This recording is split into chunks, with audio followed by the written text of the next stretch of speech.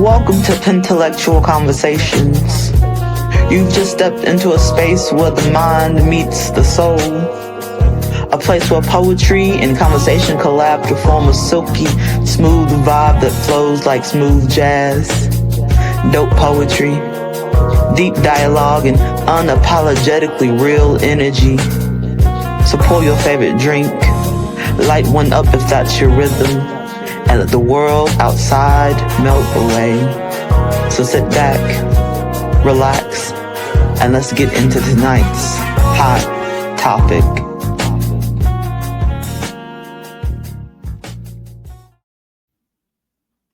What's good? What's good? What's good?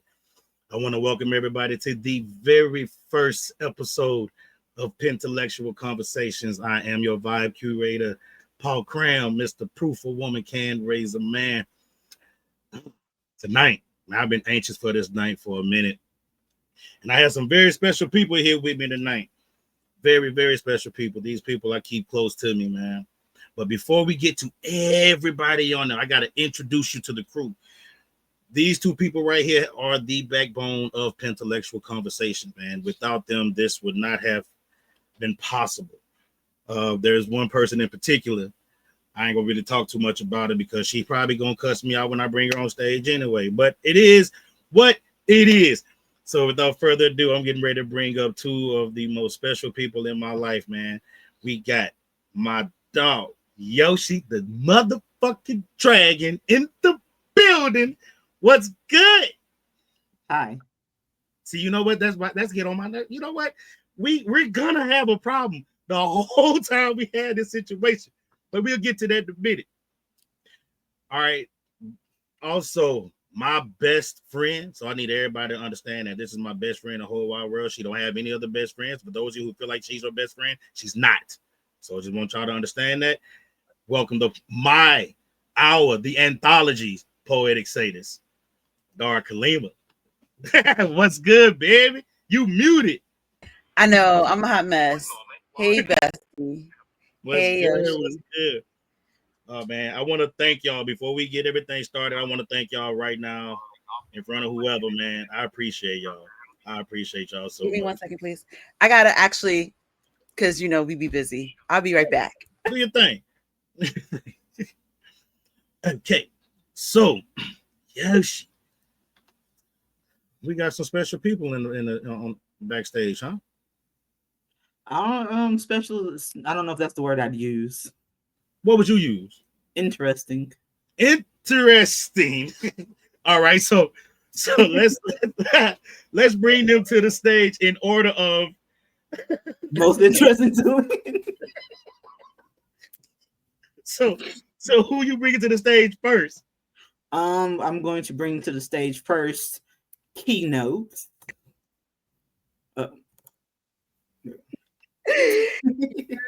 What's going on, fam? What's good, sis? I'm happy to be here tonight. Thank y'all for having me. Oh, shit. Thank you for coming. I gotta bring up my big bro. I don't even know if he's my big bro. I think I'm older than him. He's just big, bro.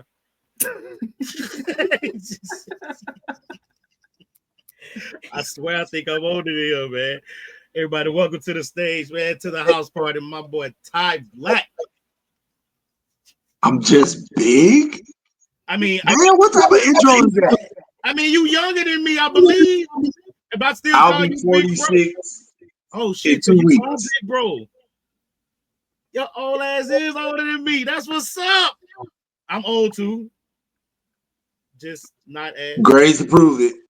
I got about 6 of them. All right, man. Our grades now, y'all. Hold up. That's when you know you're getting old, when the conversation's starting flipping to how many grades you get. I knew I was old when I got excited about a certain kind of razor on a commercial. Oh no, right. I was happy as hell. Like, ooh, please. Yo, wait a minute. I was not ready. So you're just gonna leave our other guests in the. No, I was getting ready to ask you who else we got backstage, Yoshi. This ain't my show.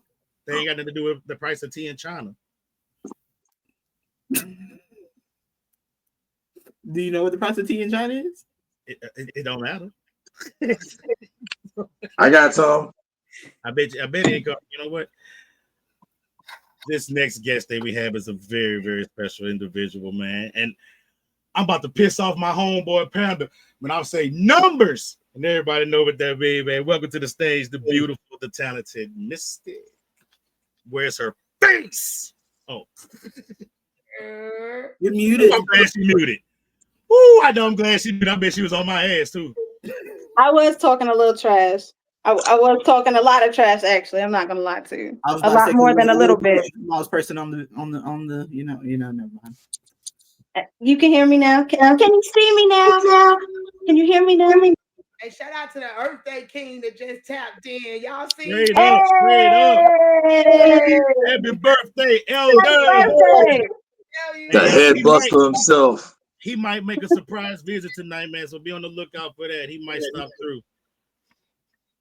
Okay. So before we get everything going, man, I got a few questions I want to ask everybody. And everybody can answer in no particular order. It don't matter. But I just want to know. So before we dive into everything, when you hear the phrase pentellectual conversation, what comes to mind for you personally?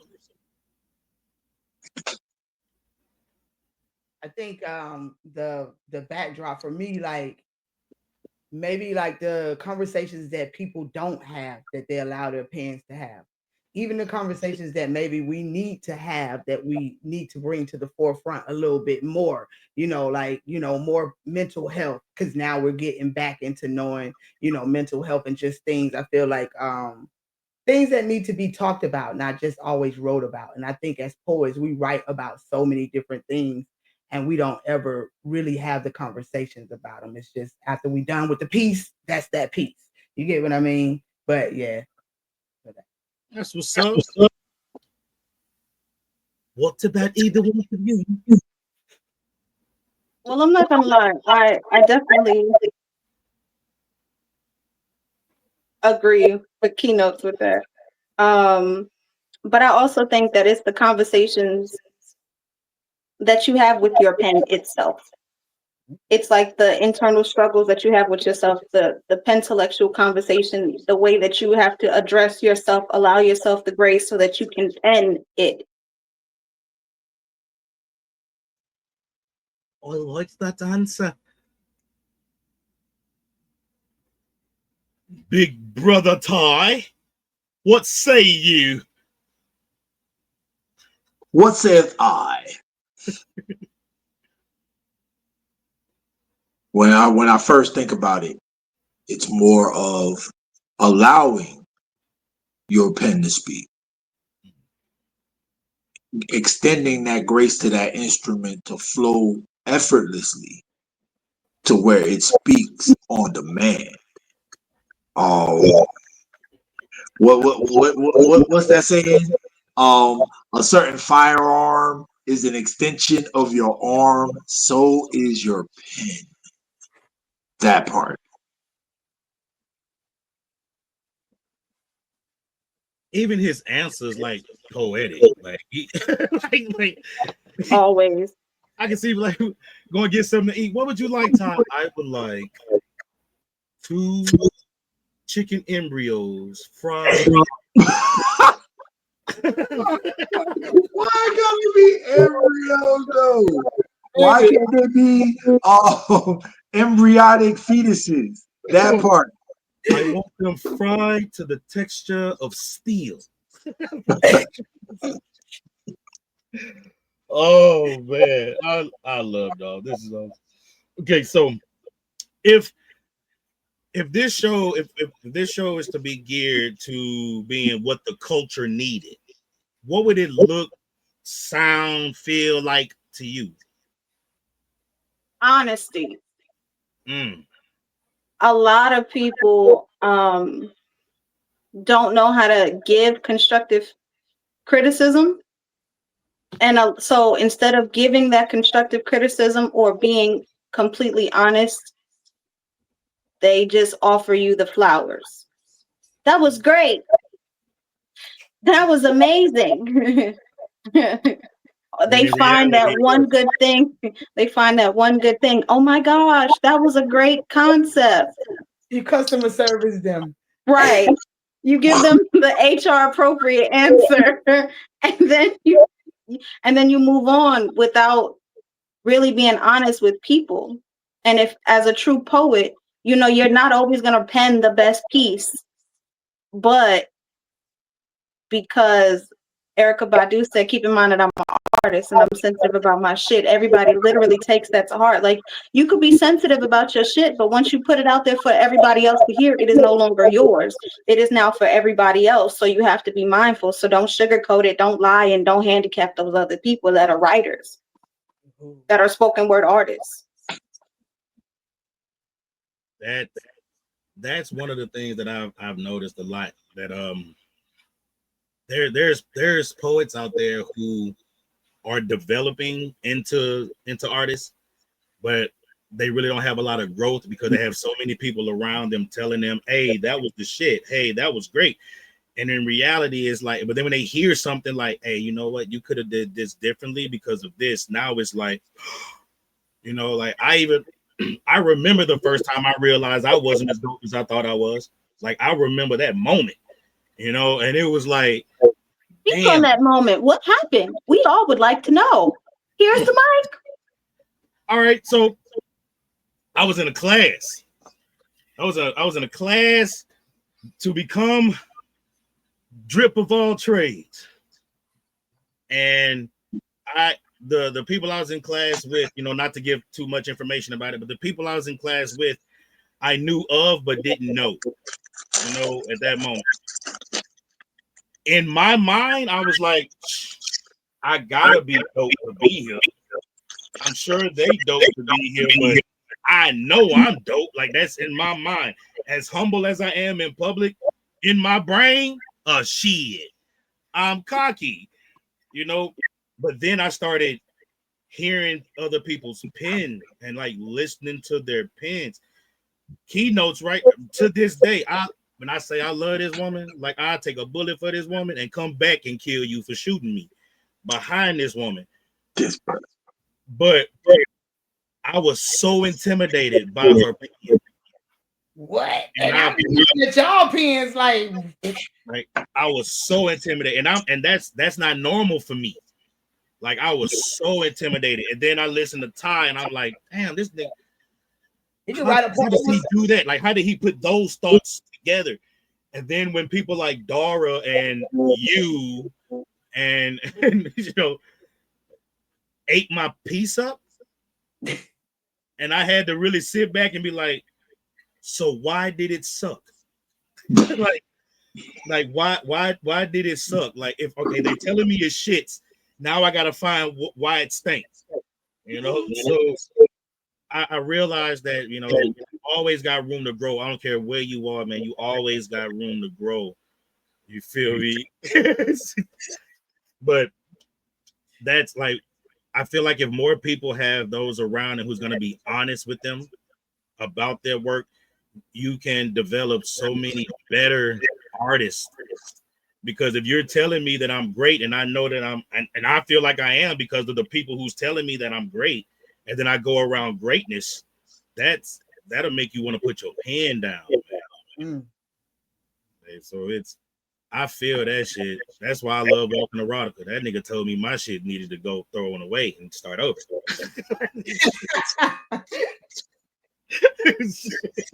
Hey, but he said it with love. He definitely said it with love.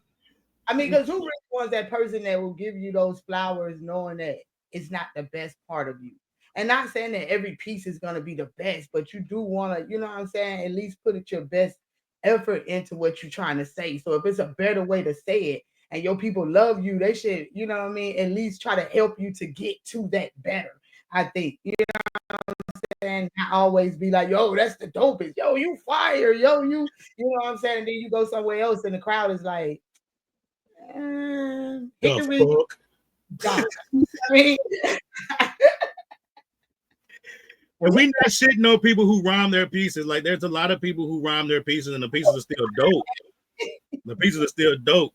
It's just you know, as a true artist, I feel like you have to always keep yourself in the mindset that growth is there. Like there's always room to grow.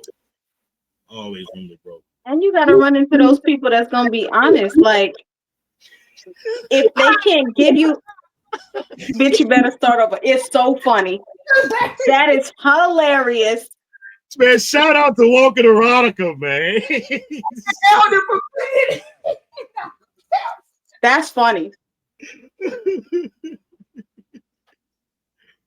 Oh man. But you need to make sure that those people that are giving you criticism is actually giving you criticism, not just saying, "Oh, that shit was garbage. That shit was horrible. Start over." If you can't tell me how to make it better or suggest to me what parts need to be tweaked or fixed, then you need to find somebody else to ask. And if you're always the best person in the room, then maybe you need to switch rooms. Ooh. Now, I have a question about that for everybody. So as far as receiving criticism from somebody, are you more receptive if the person has a status?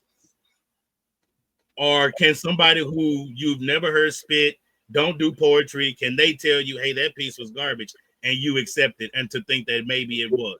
What's up, Ty? Before I start speaking,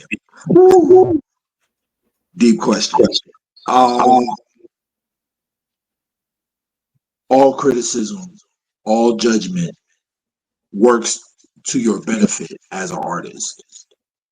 I think it was Kim Kardashian who coined the phrase that all publicity, good or bad, is still publicity. So when it comes to being an artist, whatever you're receiving, whether it be good, bad, whoever it comes from, whether it be the highest rated spoken word artist in the land to the audience member in the back row, it doesn't matter.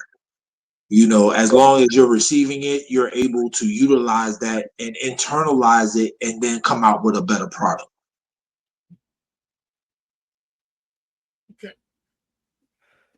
I know there's people who have issues with receiving criticism from those who they don't look at as upper echelon poets. Well, I'm new to this, so I don't know too many poets for real, out here. Like I'm getting slowly introduced to poets. So I feel like, if people come up to you and they have the right, they feel it important enough to tell you something about your piece, I feel like you should take the opportunity to at least listen. That don't mean I'm gonna take their advice, you know what I mean? But I mean, at least I'm gonna take heed to listen, especially if it's somebody who don't do poetry. I'm definitely listening to that because maybe I lost their attention. And they don't listen, they don't write. So it's like, yo, about around this area, or whatever they might say, so never mind, stop. But whatever they might say. So, I think you should appreciate it one way or the other. Anybody else want to speak on that before we get into spitting this first piece? Uh-oh. I don't know what you said because you muted. They're telling it as an echo.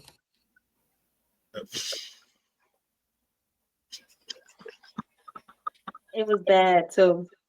It was eating that ass up. Who, me? Eating that ass up, yeah. What, the Matrix got me? Nah, the echo got you. That reverb was hard. Is it still there? No.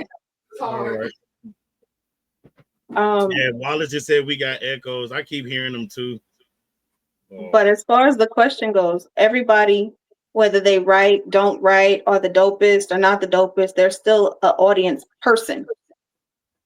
And so providing feedback, whether it's good, bad, or indifferent, or something that you will receive and utilize, or you just take into consideration, feedback is feedback. So y'all telling me that y'all listen to a poet that's not good and then they give you feedback and you actually gonna take it into consideration? I will hear it. I will take it into consideration, like what you said. I will address it. I'll even go to other sound parties like, yo, I heard this. Does this make sense? did this need work? Did this need help? How can I make it better? Because there's always room for growth and expansion. And a lesson is learned no matter who teaches it. You can learn lessons from babies and they've never experienced what you've been experienced to.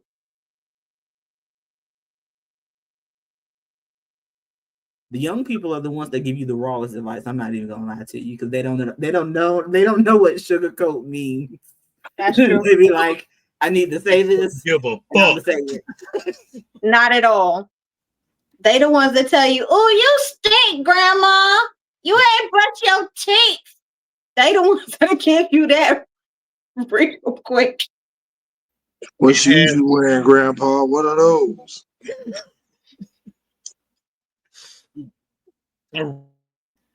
So let's get into this first round of spitting. Yoshi, are you participating? You know what? That was a no. She finds a special nerve. I don't even know how the fuck she do that. Straight up. Oh, but that's all right. That's all right. So we're in no particular order. I'll go ahead and kick things off. Keynotes, you follow me. After that, Mystic and Ty, you anchor is in. Cool? Question. Everything on the table? Everything on the table. Or on the counter, the floor, the bed, wherever you want it to be, that's where it's at. Please put your banana away, sir. This is a semi-family friendly show. Oh my god. I don't know. It sounds like we about to start off wrong. He whipping out the big bananas. I don't know. Oh man. All right. So yeah, since we already asking them type of questions, I'm gonna go ahead. I'm on that. So why not? Let's be on that. I wasn't going there. I was just asking a question. Oh, Not you going there. Potter said she going there. I guess I'm following suit. Bet that up then. That's what we doing tonight then. House party. All right, so I like this piece. So I'm gonna go ahead and do this. I want to make something perfectly clear. So we can avoid any future misunderstandings. I don't indulge in the taste of you strictly for your pleasure. Nah. That's just a bonus. Your satisfaction is a pleasurable result of the real reason I indulge in you. I indulge in the taste of you for me. And the pleasure is most definitely all mine. Like a cat burglar. My tongue is on a mission, breaking and entering the passage of your temple with the intentions of kidnapping your soul. Like Liam, my tongue has a particular set of skills. Skills that can take over your mind, giving me full control of the total you. Hijacking any thoughts of anything else in your life because in this moment, nothing else even matters. Your only concern is that my tongue continues the motion that makes you feel like it is writing a 4-page letter of love in the ancient artistic style of calligraphy. Just call me Shang Tsung, for your soul is now mine, and I shall devour it with pleasure. The sweet taste of you is pleasing to my taste buds, like a vintage 1989 Pomerol wine. The flavor of you is supposed to be savored. So with that being said, taking my time to enjoy your palatable sweetness is a mandatory journey where your essence connects to the muscles of my tongue, and it travels down to the fibers of your soul, burning into it a new craving. Equivalent to the way a baby tastes cake for the first time, but for me, it's the taste of you. My proverbial sweet tooth has been satisfied due to my tongue's fastidious attention to detail. Your body chuffed, with legs impersonating aftershocks on a California fault line. You smile and catch your breath. Looking at you react like this is part of the reason why I do not indulge in the taste of you strictly for your pleasure. No. I indulge in the taste of you for me. And the pleasure is most definitely all mine. Paul Cram, welcome to the experience. How you didn't know? How you didn't know I needed you as bad as you needed me that night? Nothing was supposed to happen, but something did, and somehow we both got exactly what we needed. As I laid my guards down, my thoughts, my body beside yours, laying my burdens inside of you unspoken, but I could trace them in your breath, in your trembling, in your trail of body fluid. See, you let them speak for you. Let them tell me you weren't lying, that you opened up just for me completely. And in that surrender, you let me take your body to places it had never been. Not just physically, but deep in the hidden spaces forbidden for others. See, promised. We promised we was gonna let it be what it was gonna be. No pressure, no titles, but this here be A plus. A soft explosion in the quiet, a truth neither of us expected, but both of us needed more than we knew. So just know, I take it black like you. Oh, I take it black like you. My little chocolate drop. She was trying to rub the genie out the bottle when all she had to do was blow on me like hot chocolate. Cause I always take it black like you. Or coffee, filling me up with caffeine to start your day. Ready to go, no patience. I want that ass out like hospital gown. Want to fill you up like balloon until you pop. You say you with all the action, so let's make your safe word cut to the chase. A temptation, so you know I'm about to give you this roughing. On nights like this, you know it's gonna rain down legs, breaking levees, that even while cuffed, she will break free.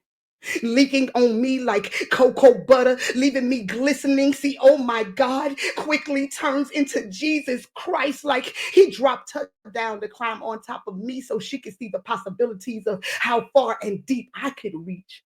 Got me jumping on spirit to move spirits, baby. We about to get biblical. Old Testaments, I mean, making a New Testament, writing scriptures as I pluck at your heartstrings, playing the melodies of slow strides, stirring that pot, releasing that almond joy. Cause nights is sweet when you by me, loving on me into the morning, making sure I'm up like the sun, filling my cup. So ask me how I like it, baby. You know, I take it black like you. Oh, I take it black like you. And that's my piece.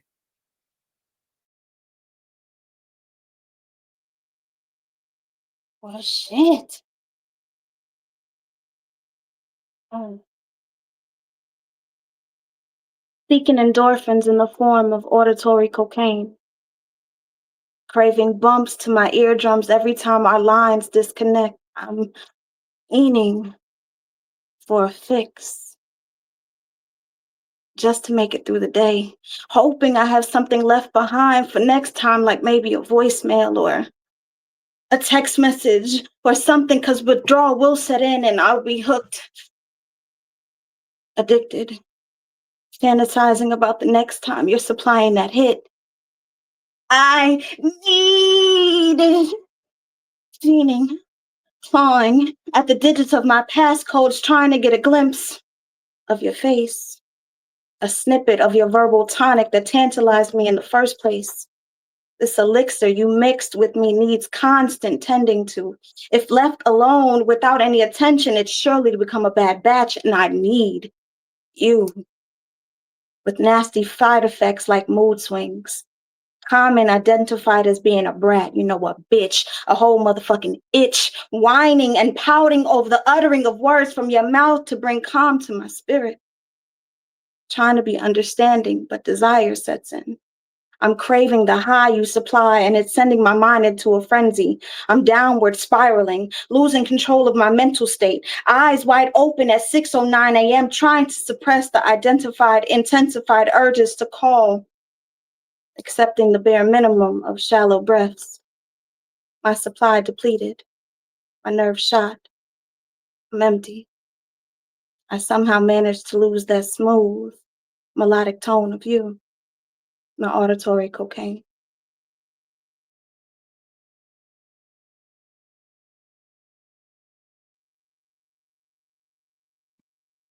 I want the mysteries to unravel slowly, bestowing the show meant only for you. Allow this piece to be your private dancer, providing a fantasy customized with you in mind. Allow every syllable to gyrate, making your body pulsate, giving you palpitations throughout your entire anatomy. Your pussy, pulling at your panties, demanding that they get out the way because Excalibur's coming, approaching so slowly, giving you enough time to get your affairs in order. Focus on me. Everything else at this moment is just a distraction, side pieces fiending for your attention. I'm not a snack. Damn it, I'm the entire meal. Prepare yourself, for going down this rabbit hole will quickly transform into a water slide, so lay back. Better yet, experience and allow these words to offer tribute to what I can and will do to you. Baby, I'm not just talented, I'm excellent.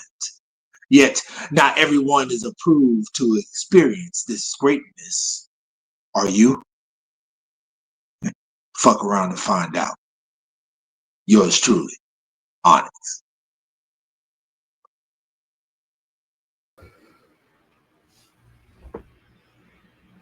I lay in the strange bed. They call the room Tony's. Not sure who Tony is, but he is not here, nor are you. But I dream of being so. Me being the little to your big spoon. Us embrace, but not close enough. So you reach your hand around the rolls that is my belly and you pull me nearer. I exhale just a bit. Tension in me eases, but my pulse quickens just a bit. I want you just a bit nearer, so I back up just a bit closer. Though there's not much closer we can get from this position. You caressed the curves. You begged me to keep my waves are your favorite attraction. Up, down, up one, down one. Up one, down one. There's only two until you get elsewhere. Where do your hands want to go? Where else do I dream of your touch? As I lay here fantasizing of you and me in Tony's room on his bed, not giving a damn about where Tony is and if we will get caught in this moment as we give into touch. Touch me, I whisper. Then bite my lip a bit as you rub my thigh, enjoying the cellulite. Thick and juicy is your favorite type. I'm your favorite type. As your hands rub my legs, your tongue tastes my neck, then nibbles it just a bit. My breath gets deep. You can feel its change, so you tuck your hand between my thighs to find out if what I've not said is yet true. But you know it is. You know it is. I know it is. I'd not be in Tony's bed exhaling your name, hoping you heard it, felt it at your distance. You are too damn distant. My hand, feeling the moisture, is simply not the same. Baby, please, come make me say your name. I'm in Tony's room, waiting.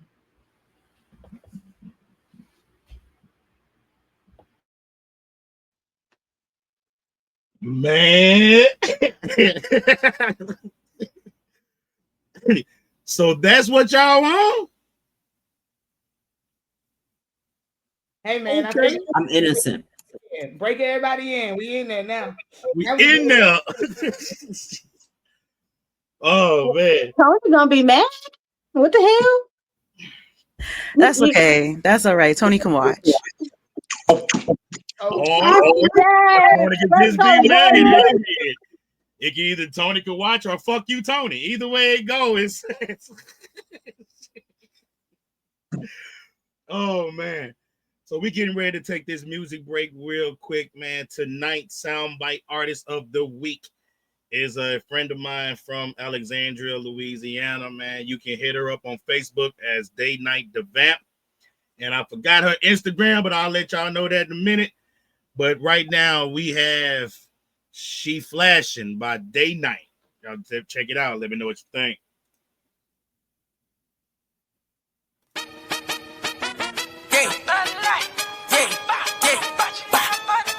She be acting out, she be spazzing out, bitch. She be acting out, she be spazzing out. I want that bitch to be blacking out, to be flashing out. Who be tweaking out, who be acting out. The media, club, bitch, I'm about to show you, yeah, yeah. Bitch, I'm about to show you, yeah, yeah. Flashing in this bitch, she about to crash up in this bitch. She act up in this bitch, she about to flash up in this bitch. Just execution shoes with a big mouth. But I'ma show her how this shit is spread by the league. Get your bread, get the paper, show me how you work out. Papa like to show me what you do and how you work out. Bad bitches only wanna twerk when they see me. I'm rubber left from the speech, I'm about to be a genie. I'm cold like the winter breeze, breezing on your whole life. Cold winter like the breeze, breezing on that bro life. People like I never get, people like I always. I don't give a fuck, I'm about to beat you in the highway. Throw it back, got a problem with me. Throw it back, ain't gonna teach you. Throw it back, got a fucking issue. Throw it back. All these hoes up in the club, digging out their body like I'm a sick big coat. I just love her body type. Cold with it like she never seen nobody like me. Bitch, I'm about to show you sit that shit like it's icy. Bitch, I'm gonna rap beside the shit. She don't hear it too. She don't cost me, bitch. She don't want it too. Need it at the club. She get no fucking love. She'll show no niggas love. She wanna meet the plug. She out of fucking time. She made it in this bitch and she done do about it right. That bitch is just a body. She throw it back for everybody. Everybody special. Throw it back for everybody. That nigga love her. Ooh, she a whole lot. Bitch, she a pro life. Give me what you got, bitch. Let me know like. You won't get that. Mr. Hit that. Mr. Hit back. Bitch, Mr. Hit back. Ooh, she out of time. She about to lose it like a Tito. I'ma shoot my shot, bitch. I shoot like a free throw. Bad bitches love me. See me when they see though. Bad bitches love me when they see me. I'm a Cheeto.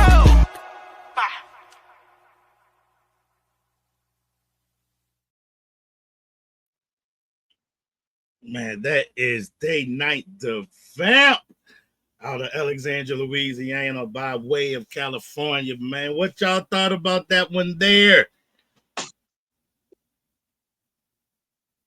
Yeah. By the way, everybody was vibing down at the bottom. Yeah, I think they liked it. So yeah, y'all can follow her on Facebook on the Day Night the Vamp. I'll make sure I put her information up soon.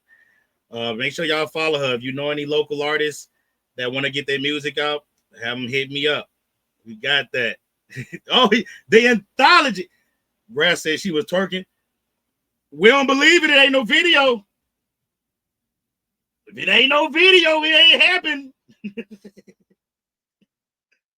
Oh man. All right. There ain't no evidence. It didn't happen. I didn't see it. I ain't see it. I feel like Rare. I feel like you should go ahead and do it again and send that to us. I'll watch. I swear I'll watch in my Bernie Mac voice.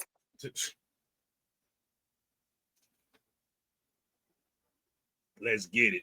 I would love to just watch Rare. Sarah Mm-hmm. eyes ain't my eyes though. That ain't got nothing to do with me. That ain't got shit to do with me. I vaguely remember seeing some ass being thrown in a semi of a circle anyway. But I mean, I'm always open to seeing it again. You know, one time is never enough. I'm greedy. So that's true. Ask y'all a couple more questions, man. Let's see. If something didn't work in an episode, what would you want us to be able to identify and adjust quickly? Like if there's something that you feel like, hey, that didn't work last time, you came and tell me about it, how would you want me to fix it? Make sure you don't do it again. Well, I mean, I believe that's probably the most obvious answer, Captain. Thank you for that one. But like, is that all right? So maybe I should make my question a little bit more clear, so I won't get the smart ass comment from the cake. Okay. So, Oh, Rare said come back to Atlanta. She gonna show you some. Show me what you- August. Is banana pudding involved? Right, because I'm there. Because I'll be there like in I like just 2 hours. I'm just I saying. just want some cookie pudding. I don't give a fuck which one it is. I'm eating. And in any way y'all want to think about it. Look, Like, and then it's you going down. and look, you could just put some right here, just to make it more interesting. Rare, and just if that solidifies me getting some cookie pudding, we can get it popping. Dear Heavenly Father, I'm letting you know now that I have all intentions on being a sinner. Let me peek. I need you to save a couple forgiveness points for me. Guess I'm gonna need them. Forgiveness points. Yeah, but I can only ask him for forgiveness like 4 times a year. I'm cutting it close already. You know, so it's like, Sir, So once you the know season, you're above the limit. Don't do that. Don't do that. oh man. Better put some of that on credit. Yeah, I got it. Well, I think I got a good credit plan. I'm gonna put it everywhere. Oh, And I'm gonna yo, let you. hey, put the sunglasses back on. You look like Isaac Hayes. He did, or Morpheus, Damn. or Morpheus from the Matrix.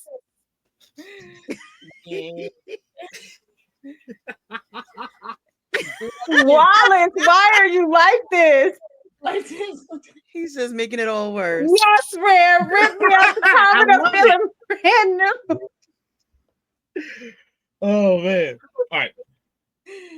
As creatives, all of your creatives, what role do you think poetry or music like plays in the world we live in today? And how can this show be impactful towards that?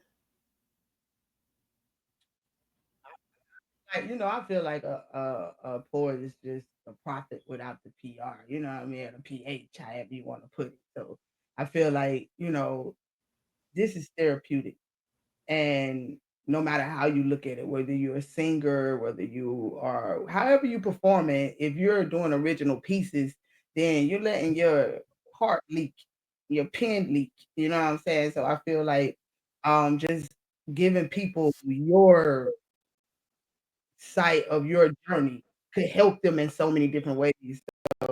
I feel like we're very important. So I feel like shows like this is going to be what gets us over the edge of being just the norm, just normal conversations, just normal performances, just normal. You know what I'm saying? It's just been a normal thing, like going to a concert, maybe. Mm-hmm. I just want to interject that she said shows like this when she has a show tomorrow night. Well, so shows like ours, plural. Okay, that's all. Facts on that. Damn, right there. That is. People will definitely be in the house tomorrow night. EST, Poppy's Poetry Corner. Y'all tap in. But yeah, okay, shows like ours are very important to making sure that the culture lives on. Like they're not teaching kids shit in schools for real as far as the arts go. And I just feel like they need to know that this art is out here. That's what I'm trying to say in the short. Okay. No, that's my piece. To expound upon that, I think shows like this and PPC allows people to feel comfortable enough to touch mics and tap into spaces that they normally may not have access to in their own areas.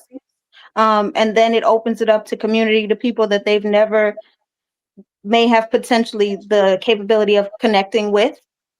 And again, if you're the best person in the room, you need to go to another room. So this gives people outlets to do that. You not only do poetry, open poetry, you do music, you intro local new artists that may not hit the radio, that may not have been known anywhere else. And because this is a networking platform, you allow people to network outside of their norm. No doubt, no doubt. I see we have that special guest backstage here. the honorable Pastor Petty himself, the elder.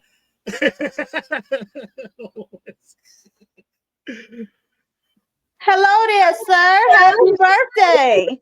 Hey, Happy birthday. What's going on with y'all, man? I'm enjoying this show, man. So I'm glad I was able to slide in the back door and get a moment with the fan. Pause. Yeah, The back door. Oh, Sliding into the back door is diabolical. hey, man, y'all can take that any way y'all want, all right? Hey, it's his birthday. He gets to have things any way he wants them. Oh man. All right, cool. So listen, from a listener's perspective, what would keep you coming back to see every episode every week? Like, what would it take for you to make sure I don't want to miss this?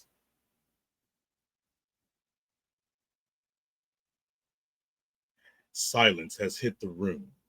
I mean, I'm a special guest. I wasn't trying to be the first one to speak. I mean, you keep the conversation real and the poetry dope. I'm sliding through every week. You know what I mean?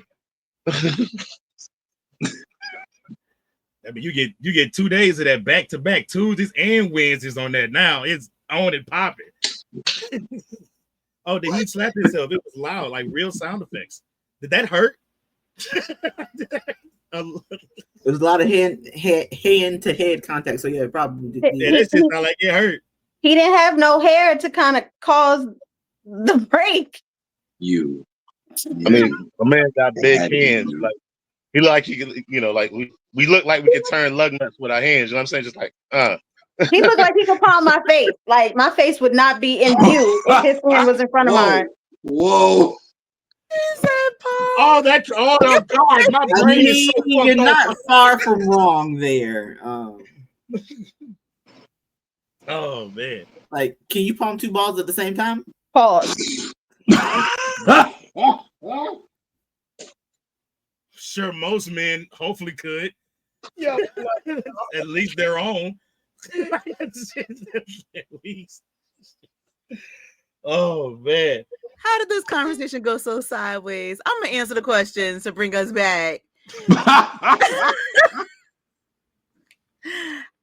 I agree with Elder though, honestly, that it's who you have, it's the realness of the conversation.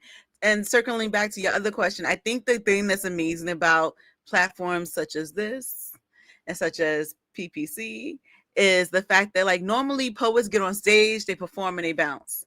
You don't get to know who the poet is behind the words.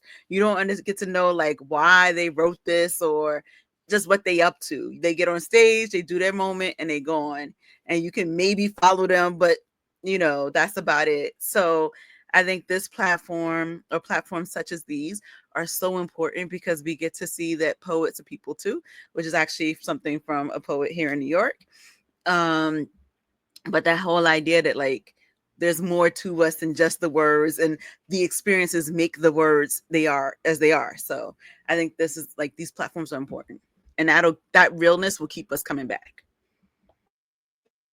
Dope. The team I got with me, I ain't got no choice but to keep it 100 because they ain't letting me slide on shit. Like Yoshi is so fucking talented when it comes down to them flyers. And it's like I'll see it and be like, that's dope. And she'll hit me with the yeah, but no, I need to fix this. Like, damn, and just her attention to detail, and it's like, I get it. It takes a lot of hard work to be everything that I want this to be. And so, and then with Dara been putting her foot in my ass since class. But but I love it. I love it to death. Like I can bounce ideas off of it. I can get honest opinions. So this show is definitely gonna keep that real energy. We're gonna keep that dope poetry. We're gonna definitely have that deep dialogue. Because you're right. Like I do see a lot of platforms where the artists will do their thing. Like, I mean, I love Clubhouse, but let's just take Clubhouse. Like, how many times have we been on the Clubhouse scene and people will sit there and wait, and as soon as they finish their piece, they they leave. So it's like this is the opportunity where this poet not only can get their talent out, they can also let the world know who they are behind the pen. So yeah, I 100% agree with that. Hey, bro. Well, let me be the first one to tell you, congratulations, yo. To all of y'all, like just the fact that once you started, you didn't stop, and even when obstacles got in your face, you just kept pushing, and that says a lot about you, King. So, just congratulations on your new platform. I wish you all the success. You are going to be the bomb out here, just like PPC is. You know what I'm saying? So just keep moving, keep going. Keep pushing this uncut dopeness. That's what we push. You know what I'm saying? No matter what platform you on, we dope. I don't care what nobody say. Y'all are some of the dopest individuals I ever had the pleasure of being in a company of. You know what I'm saying? And especially getting to spit next to, whether it's Clubhouse or whether it's face to face. So with that being said, yo, success, abundance. It's all about to rain down on all of y'all, especially you, King. So keep them feet moving. All right. Blessings. Love you, sis. Ty, shut the hell up. All right, one more question before we get to this. Do this poetry one more time, man. If this show spoke for a generation, what would you want it to say?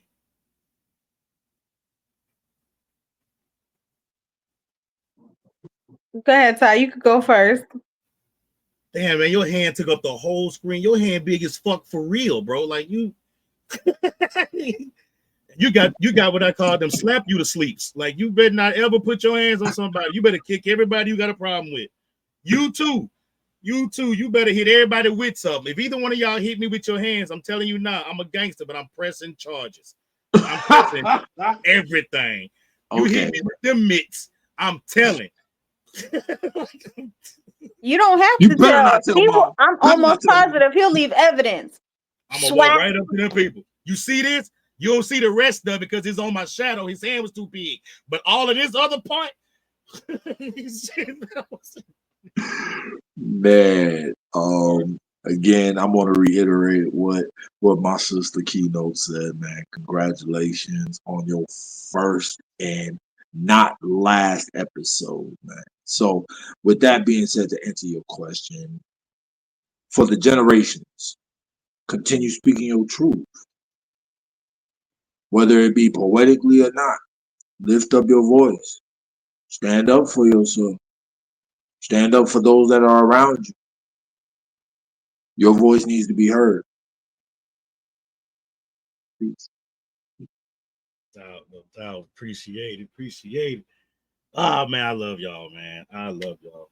So y'all ready to hit one more round of this poetry, man, before we get up out of here? Oh, You gonna let nobody answer the question? I ain't know nobody else want to talk. Nobody said that. I want all y'all to answer. I want all y'all to answer. Nah, he said Ty. That's good. We don't need nothing else. It's okay. I'll take that as a compliment. Appreciate it. If it speaks for the generation, right? If it speaks for a generation, let it speak about empowerment, refusing to be silent, calling out those things that need to be called out, standing 10 toes down on everything that matters, and finding a way to release the pressure of whatever is coming up against you. We got to speak healing into people as well as revolution. Yoshi. And she stayed on mute. I swear to God. Yoshi finds the nerve that I was literally on another screen. I had to come back and unmute myself, but I wasn't trying to answer the question. I have two sections of nerves that I reserve for like the kids and my coworkers. And I don't know how the fuck you found a way to connect both of them and step on them at the same time. Like, because you know what? So since you want to talk about stuff, dealing with him is like herding cattle by himself. This has been an ordeal. So we want to talk about stepping on nerves, sir. I know I get on your nerve. I get on everybody on this panel nerves at one point in time or the other. Like, I know I do. Like, at one point in time, maybe not elder yet. It's coming. it's definitely coming. A word. A lot of taboo and controversial topics. Yeah. I plan on having conversations and talking about things that some people may be afraid to talk about or maybe uncomfortable to talk about because it's still truth and it's still real life. So yeah, it's gonna be some topics at times that may be a little bit uncomfortable. You'll get that trigger warning in the beginning, and then you have a decision to make. Either you're gonna stay and watch the show or you're not. Well, to answer the question, as far as if we're speaking for a generation, I wanted to speak resilience.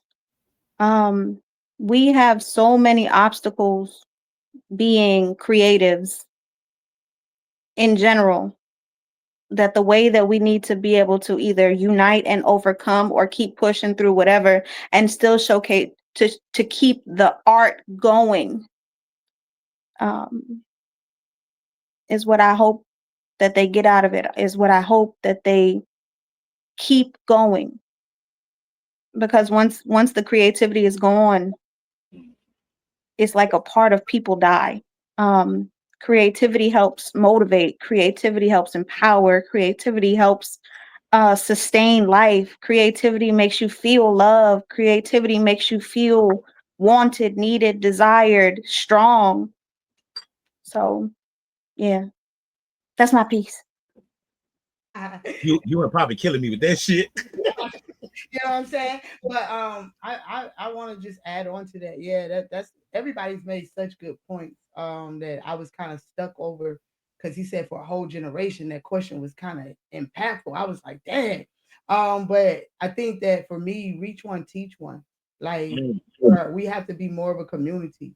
We have to support each other. Not everybody's fire in their own way. That doesn't mean that we have to burn each other to be fired. We just can build a bigger damn fire. You get what I'm saying? Like, and I feel like so many people out here in these poetry streets feel like they have to put somebody else's fire out for them to shine. No, fuck that. I'm only shining if the people around me shining brighter than me. You get what I'm saying? So when we walk in the room, we beaming everybody.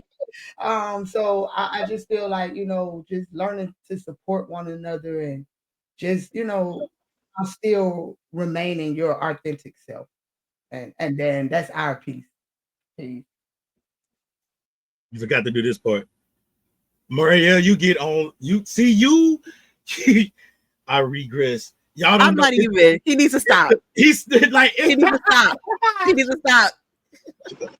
I'm gonna answer the question. We're gonna ignore his regression. His Android messing him up. His Android is messing him up. Hey yo, hey yo, What? Y'all don't are do that. stop. Don't do that. Don't do Wow. that. Don't do that. No, Wow. no. What we're not going to do is get on the little green man. That's what we're not going to do. So No, that's not anyway, what we doing, bro. Insider, that's not what insider that for is. sure. Because all of us got androids. Oh, he get on my fucking nerves. Like this doesn't work because it's an inside joke. Y'all need to stop. Fuck that whole scene popped up back in my head. I know. So anyway, what I was saying was, see, y'all gave all these beautiful, eloquent answers, right? My thing that I would say on behalf of the generation of poets, and also to the generation of poets, don't undervalue and don't let anyone else undervalue what your worth is, because we want to use art everywhere, but don't want to pay the artist. So it's also up to us to make sure we are getting paid, because if we make sure we get paid and we deliver based upon what we are saying we're going to do, then the next person behind us can get paid too. We all have to elevate that pay scale, and we don't do things for free no more. Nothing free. So unless it's out of love, nah, you paying me. And I think that's what the generation needs to say, and that's how they need to operate. They need to operate in an excellence that makes them worthy of getting paid, but they also need to demand what they're supposed to get paid. Great point. They pay singers, pay poets. Still waiting on Yoshi's answer. And you're gonna keep waiting, sir. I'm gonna get cussed out so bad tomorrow. I know it. Oh no, sir. What made you think you're not getting called out for the show? Never cut She you gonna out. call you when the show's done. Why don't she wait till tomorrow? You know, she's right. She's never cursed me out. Like she hasn't used the actual words, but y'all know Yoshi just like I know Yoshi. And She she'll a just say poet. certain stuff She is to a just make poet. you feel like, damn, bro. She is a poet who knows how to utilize her vernacular outside of those hot button words. I very well believe that she's finna give you the whole business, the whole riot act, and she may not necessarily have to use a curse word. She knows how to use a thesaurus. I'd She rather said, her "I'm cuss good in me out. synonym." I'd rather her cuss me out than to force me to go look up my fucking insults because I ain't understand the words she said. Like, I don't know how to feel. Like, I think I appreciate that y'all think this highly of me. However, I'm not that bad. I try not to use big words against people that aren't going to understand said big words. I like to, keep it simple. Straight you just insult. slapped the shit out of me in a real polite ass way. Damn. How did this get off? You know what? Damn, my jaw hurts. I'm just gonna disappear again because like She slapped you with Ty's hand. No, she didn't. I'm still talking. If she slapped me with Ty hand, Ty gonna be in handcuffs. The 8-ball jacket slap. Do y'all remember that slap with the Man. Oh man. All right. So Yoshi, you participating this time? Are y'all being nasty again? I am. I'm gonna do fire. Then let me kick off then, so y'all can do y'all moves, so I don't be a mood killer. Fire, No, fire. you can go first because I'm not gonna do it either. That's what he said. I'm looking good. I got my halo on today. I ain't gonna be nasty, Yosh. Come on, go with it. Let's go.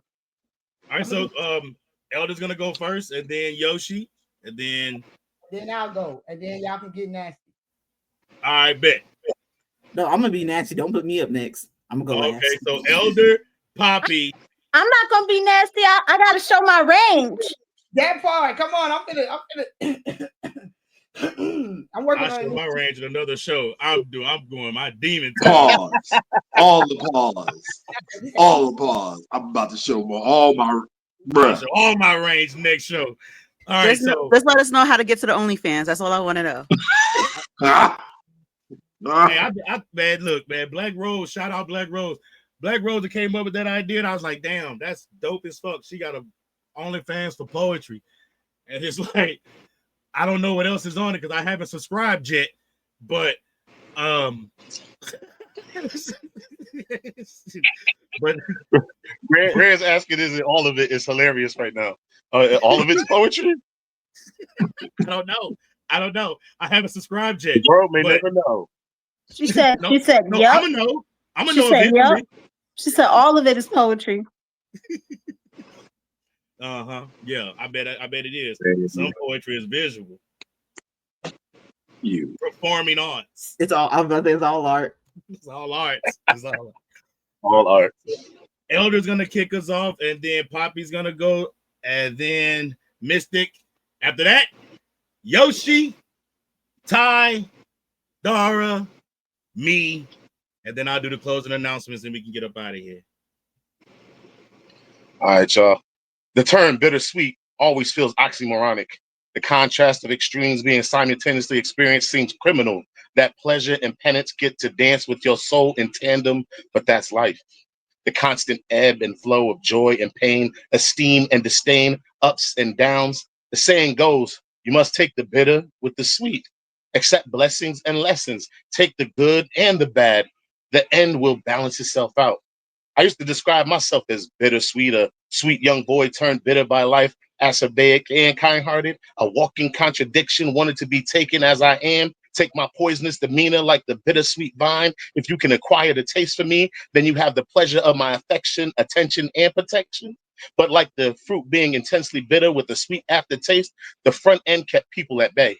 Isolated, shading my light in the dark of night, I really wanted any different. I wasn't really any different than most. Well, all hold this flavor in the contrast of light and dark. I accepted the poison as just a part of who I am. But those were the thoughts of a young man whose naivete led me to feed people my fruit before it ripened. It took time to grow into the man I am. It took work to balance my bitter with my sweet to make me palatable, because no one is required to acquire a taste for my hate. Vitriol for all was a losing plan. I thank God for the grace to live to 48, to grow out of my bitterness that only breaks down with time. Now I'm more sweet than bitter. That's all I can really ask for. And the elder has spoken.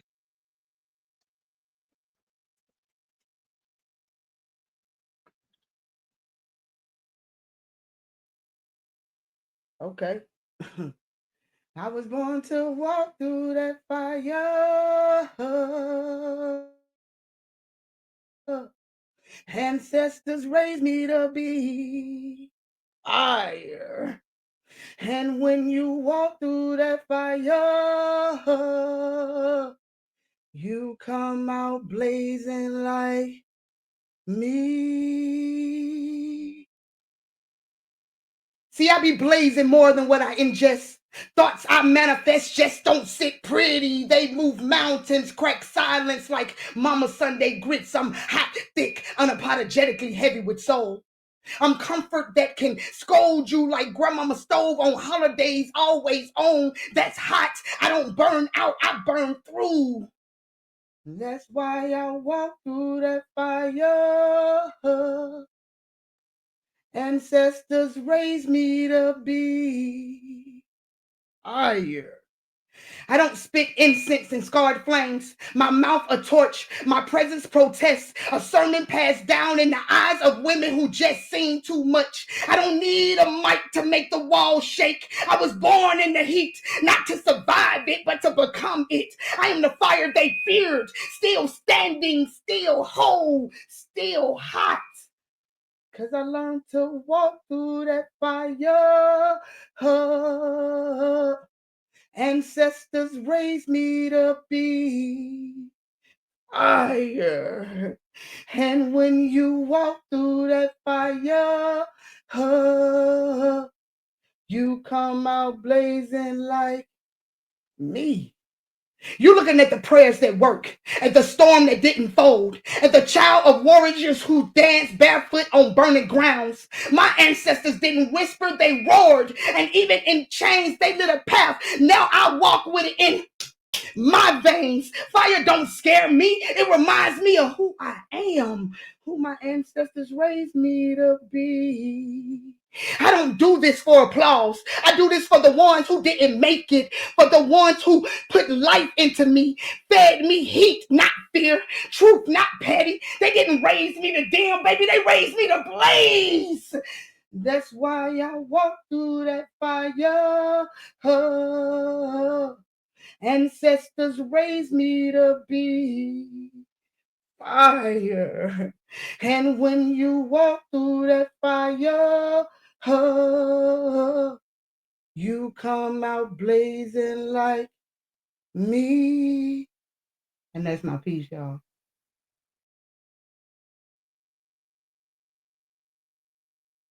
That shit was fire.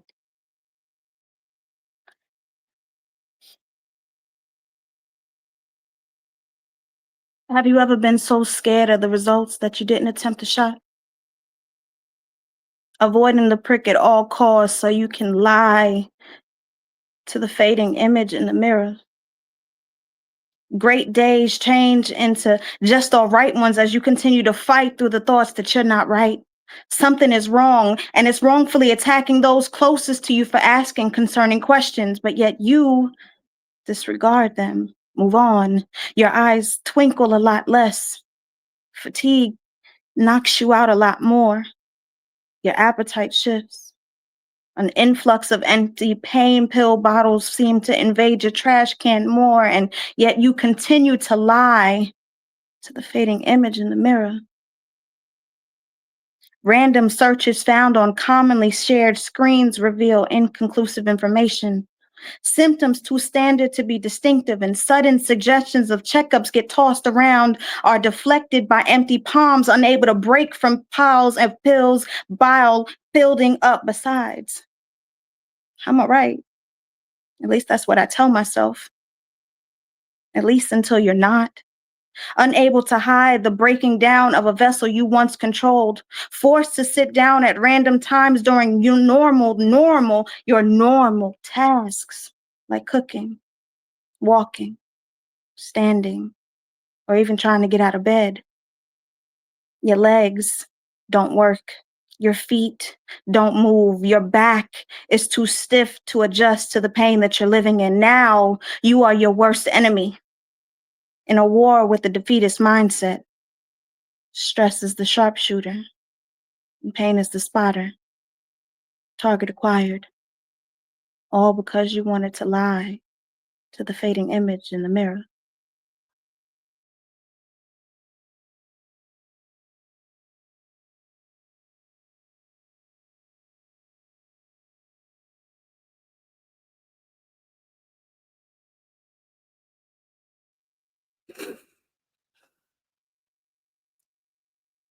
I'm about to give you a little glimpse into my soul. Slice up the sliver of my truth so that I can share with you understanding that even when delivered in small, bite-sized doses, it's still too much for most to digest, let alone comprehend. I'm about to pour out my essence for claps and applause and praise from some people who didn't even really listen to a word I said, just attracted to my pronunciations, enunciations, southern drawl, and dramatic pauses. They just came for a show. So I lace my life with lyricism. Scars bleed in syllables and stanzas. I reduce my reality to rhythm and rhyme schemes, metaphors, making my magic minimalistic. I condense my chaos into couplets coupled with a cadence when really it just cries for help in a room full of strangers. These punchlines polish my pain, presenting a perfectly packaged performance. Your accolades proof that I paid the price of admission for that, so that for 3 minutes or less you can applaud my production, all while missing the meaning.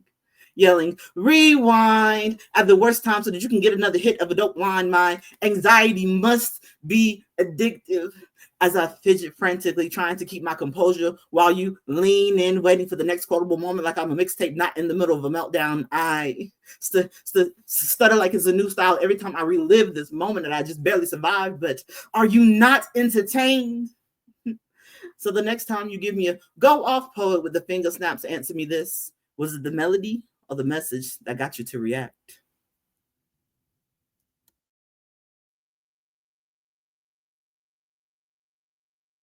He saw the best in me when everyone else around me could only see the worst in me. I could have never imagined coming this far. My imagination was limited, not even making it past 30, because the world around me depicted only problems, and my reactions were so deeply rooted in anxiety and depression that I couldn't see the future, far be it from the present, shrouded in the darkness. The switch, so close yet so far out of reach, my fingers graced it one time and couldn't flip it, and instead of trying again and again and again, I gave up. Excuses served as reasons for me to climb the roof of a building, picturing my descent to ground level. Just another soul that couldn't make it from the stress that life gives out so faithfully. This mountain that I was told that I could move so easily became this landmark of my repeated failures to be looked upon on a regular basis as a reminder of what my life stood for. An existence of standing alone with no one to lean. Parts of me crumbling, gaining momentum so the impact creates more craters, possibly more collateral damage to be held accountable. So I push people away, warning them of the danger ahead. Don't get too close, or you too may become a victim of this natural disaster, and I can't tolerate your demise on my consciousness, so I move below the map, hopefully unseen. Invisible to those that might be empathetic to my pain, seeing past the flags waving to stay away. And if you know, you know. And knowledge is power enough for you to avoid this chaos surrounding this structure. I am not a human being. I am a commodity that made convenient for everyone around me. And me thinking that I was doing a service only to be paid with genuine gestures of gratitude, left to return to my broom closet with nothing but crumbs to survive until I was needed again. I was okay enough to function and perform, but internally I was broken, believing that those I helped could fix me, finding out that I was more replaceable the moment they had no use for me. Loyalty, one-sided, love, not reciprocated, but I hung on for dear life until I finally couldn't no more. On this rooftop where my tears disappeared in the distance between my face and the ground below, my head in the clouds, looking for God to make things clear. Is it me? Should I remove myself from this situation so everyone involved don't have to worry about me? It's not like they cared anyway.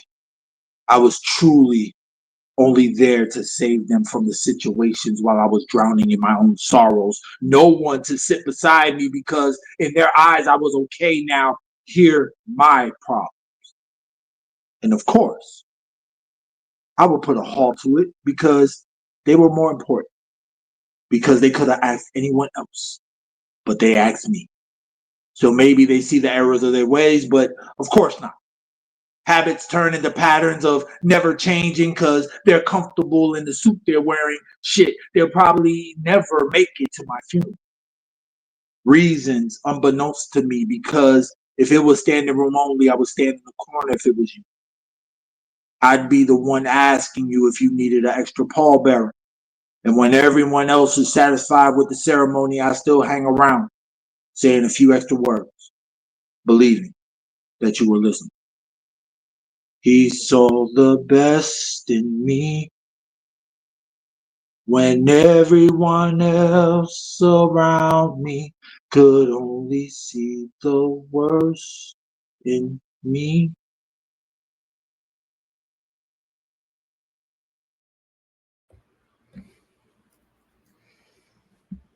Been chewing over the words that will help me best express what needs saying. They aren't my words. Nobuku said it. And as she said it, each letter sprayed from her lips, ripped through my screen, and punctured. She said, "My body has been colonized." She said her body had been colonized. She said that her body had been colonized. When speaking of being Japanese, practicing ballet, performing as a caricature, her beautiful, organic body colonized. Mine was too. And not only over the few weeks my 9-year-old frame plied or stood in first or second position, this body still isn't in second position now. It's like it's at least in third after white men, and white women is likely further. They have no number for my rank. This body was colonized. It is, after all, the product of those taken by those that colonized this land. How could it ever be mine when the freedom given was false? Her proclamation saddened me, not for her loss of body autonomy or mine. The situation more dire is not just my body that fights. I discovered on that day, in that moment, as she uttered those words, it was not just my body that had been claimed and marked and weighed and priced. It was my tongue that was colonized. My tongue, my words, my words. How fucking harsh is it to realize that in writing about racism, I struggle to be direct. There be no straight lines from tongue to ears. Words spin in pretty pirouettes, leaping ever so gracefully over reality when necessary. They crump, then break, then jerk to beats, just not to say what needs saying. To not make the beneficiaries of my oppression and therefore the subjects of my poetry uncomfortable. I choreograph exquisite dances, hiding the ugly of this reality, protecting the fragilest of sensibilities when they do not care about my sensitivities. When I name the monster, haunting my every moment and stealing my destiny, I Mary Poppins the concoction with the while modifying the recipe. I do it with a gallon full of sugar and a dropper of truth. Those that make space for such verse have even said, I almost get what you say, and then yell the Kaepernick deserve to pay. And next list the bad deeds of those Rittenhouse slayed as if that wasn't a racist act. Yes, his victims were white, but there's the ghost of white folks slain, fighting for civil rights that have something to say. And this is proof of what has been known. They got nothing they profess to understand. They understood nothing, not one thing. But if I said it blatantly, ears would shudder faster than eyes do around the homeless, or faster than rich pockets do near the needy, or in the hearts of evangelicals do damn near everybody else not deemed holy or hetero or pale or male. So I spin my verse because my livelihood be on the line. My life hangs at the whim of these individuals. Therefore, I try to avoid committing verbal sins when I know some days I am one Karen away from communing with my ancestors. Just one Karen away, just one wrong word from having this little bit taken away. And by letting my words cross tight ropes on point shoes, like they are some kind of circus act in a tutu, I am catering still to the minority that likes to feign superiority, and therefore, tragically, my tongue has in fact been colonized too. Now, to the business of freeing it.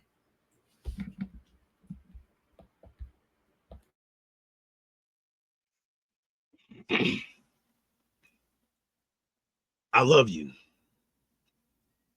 But it's hard to continue to pour love into you because I'm constantly seeing it leak from the bottom of your cracked heart.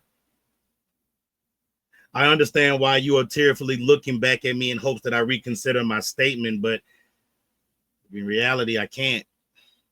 We both know the definition of insanity. So what would be different with me constantly trying to get you to understand your worth when your happy feelings only last until Frankie Beverly hits his last note? I don't want you to feel like I don't love you, because I truly do. I just don't have the energy anymore to get you to love yourself. Your mama prays for you. Your friends pray for you. The rest of your family, they all pray for you, but you feel like those prayers are a waste of words because you think your destiny has already been determined. So holding on to hope seems like an impossible task because all of the missing pieces of your heart. But what you don't know is that I've been secretly collecting the fallen shards of your life.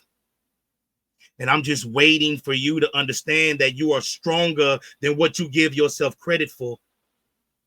You come from a bloodline of people that has greatness engraved in their DNA. So the drive for success is genetically intertwined with your soul.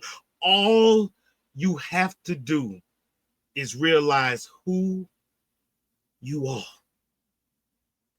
An unstoppable force of melanated power, ready to do battle with any negative entity that stands in your way. You are a king.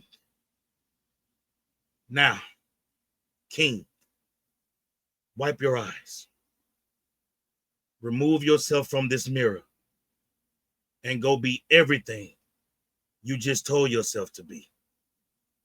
Welcome to the experience.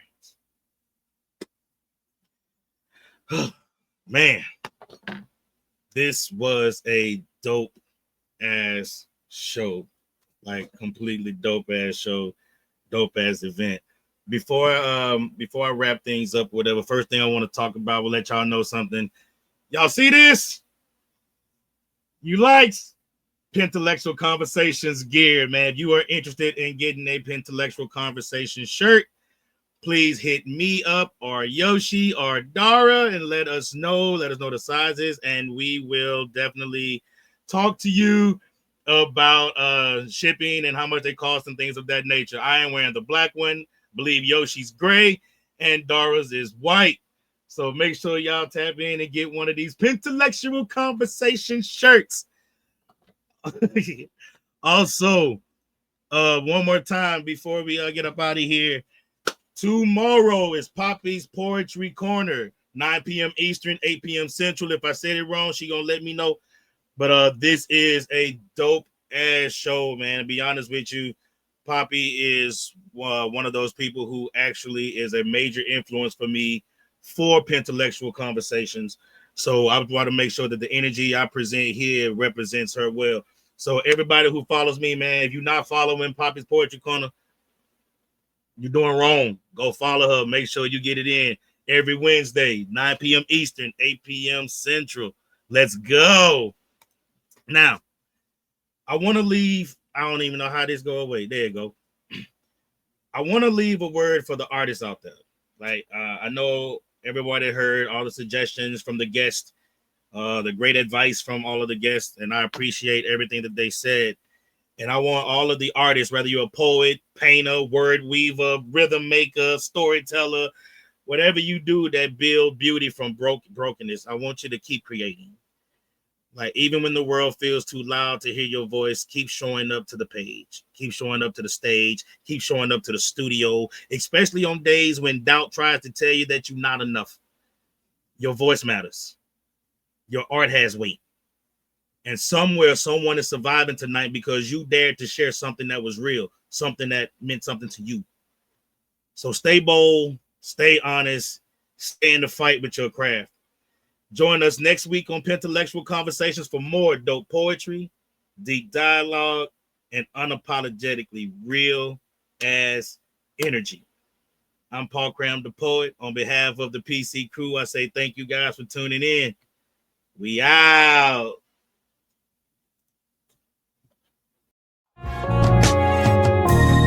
Thank you for vibing with us.